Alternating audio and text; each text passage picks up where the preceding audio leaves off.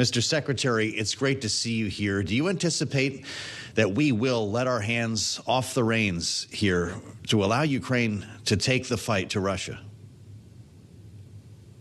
Well, I certainly hope we give them a little more room to be able to strike at Russian targets and be able to defend themselves. So I'm hopeful that they can find a way to give Ukraine a little more flexibility to be able to go after those vital targets that are frankly attacking Ukraine without any kind of retaliation. That's got to stop.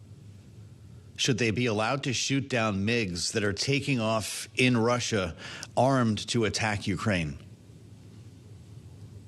Well, again, I think it's important to give them the ability to fully defend themselves. If those MiGs are going after targets in Ukraine, then I think they should take steps to be able to defend themselves against that kind of attack. Look, this is a war, and Russia is using everything they have to be able to go after Ukraine.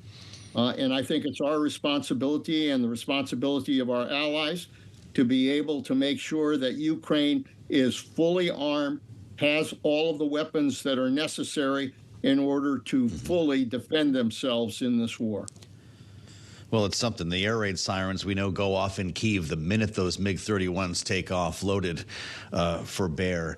Mr. Secretary, I'm sure you watched the debate the other night. There were a lot of questions about what would happen to Ukraine policy if Donald Trump were reelected. He was asked repeatedly, and we can share this moment of the debate with our audience, whether he even wants Ukraine to win. Here's how it went. Do you want Ukraine to win this war? I want the war to stop. I want to save lives that are being uselessly, people being killed by the millions. It's the millions. It's so much worse than the numbers that you're getting, which are fake numbers. Look, we're in for 250 billion or more because they don't ask Europe, which is a much bigger beneficiary to getting this thing done than we are. Mr. Secretary, you can weigh in on what you think a Trump 2.0 might mean for Ukraine, but we hear from a lot of Trump supporters who say, you know what, no new war has started when he was in office and the world was a safer place. How do you respond? Well, I think that if you're going to be a world leader, you have to stand up to our enemies. You have to stand up to tyrants and to terrorists. And you have to build strong alliances.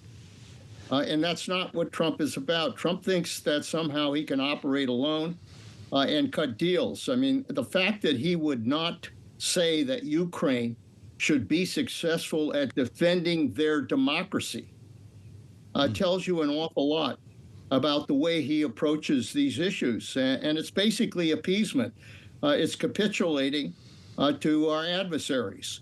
And that's not a way to promote peace in the future. Yeah, it could get you peace in the short term. I mean, he said he can basically cut deals on all of the crises that we are facing right now. Yeah, he could by simply caving in and letting our adversaries get everything they want. That's an approach, frankly, that Neville Chamberlain tried with Hitler in Czechoslovakia. Wow.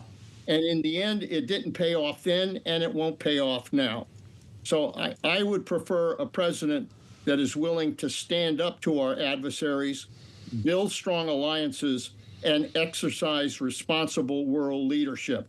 And that's not what Trump does. He didn't do it in his first term, and he wouldn't do it as another president.